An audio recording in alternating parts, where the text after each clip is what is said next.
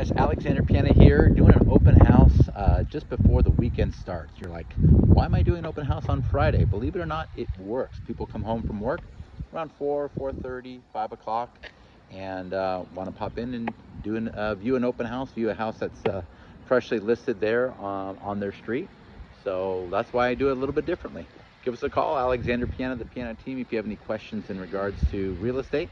Always here to help. We'll be here in the city of Paris. This 2,600 square foot, 5-bedroom, 3-bath house going for $585. Have an amazing day, and we'll talk to you here soon. Take care. Bye-bye.